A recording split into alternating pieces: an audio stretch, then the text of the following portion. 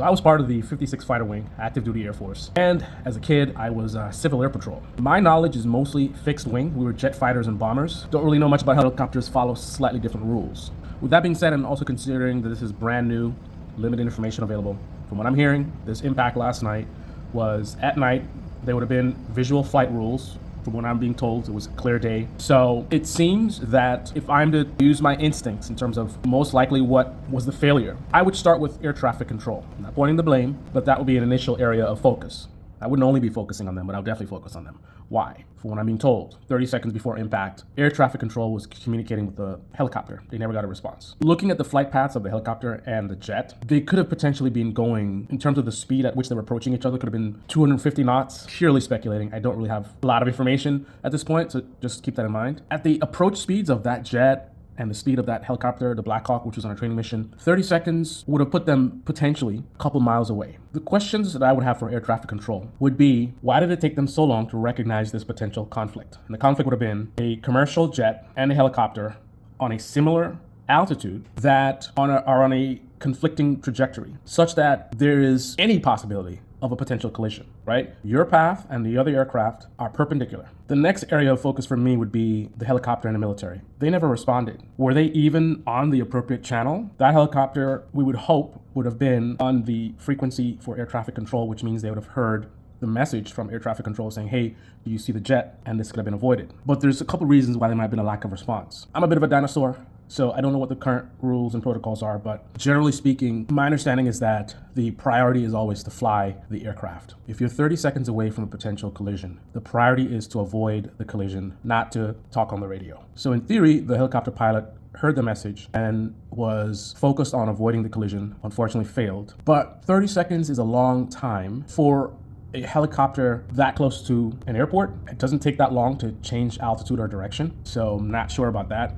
Number two, there's a concept of being stepped on, like high frequency squeals or static sound on the radio, but you're not able to hear the actual air traffic control. I don't know how that works, but I think basically it's based on whoever has the strongest signal, but let's not get into that. So did they get stepped on? Were they on an appropriate channel? Why did air traffic control take so long to recognize the potential conflict, again being similar altitude and then a conflicting trajectory?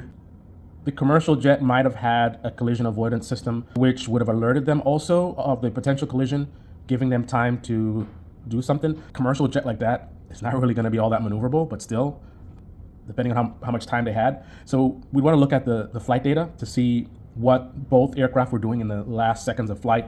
Do we see much response in terms of, all of a sudden you see a drastic change in acceleration or direction of either aircraft, meaning they're trying to avoid the impact. So the helicopter trying to make a sharp turn, or a sharp, lift up on the altitude. Whatever they did would be based on their training. They would have been trained for a situation like this, and the maneuvers that they would take to avoid an impact would be based on the recommended principles based on what they're doing at the time and what would be the safest method, whether it's reducing speed, increasing speed, changing direction, a combination of these things. But those would be the areas of my focus as a person who's not trained in crash investigation or whatever. So take that with a grain of salt, and let's see what the investigations tell us. In particular, I want to hear I want to see the black box, right? The black box on the aircraft is going to have a lot of information that's going to be helpful.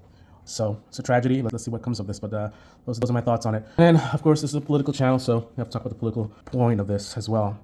Republicans are on their current plan of gutting everything and firing everybody, and they're doing the opposite of meritocracy, and it's just so hypocritical. This is like a DEI administration when this is a movement that's been talking so much about DEI, right? We have so many unqualified people. It's not even a matter like, I don't like them or whatever. They are demonstrably less qualified than the kind of people that we've seen in these roles in the past. They are also absolutely not the most qualified, right? There's no doubt about that. You could talk about, Hegseth and, whether he drinks or not and whether he cheats on his wife or not. Put that all aside. Put all of the stuff aside. Any of the drama elements, crazy statements they've made. Just put that all aside. Bottom line is, this guy is absolutely not the most qualified. I can tell you, in the military, we have tons and tons of people that are far more qualified to be defense secretary. So it just tells us that all this DEI rhetoric, it's a lie. They don't care about qualifications. They don't care about whether you earned it or not, because he definitely didn't earn this position. And they're playing a dangerous game. I'm not trying to blame anyone for this particular incident, but I am saying that these are the types of things that can and will happen when you have a bunch of people that are not qualified for their jobs, right? So I'm not saying that's the case here, But I'm just saying this is kind of a wake-up call in terms of here's where the stakes are when you're playing around with government and just fire them and fire these people and you bring in these loyalists. This is what's at the other end of doing those types of things. Anyway.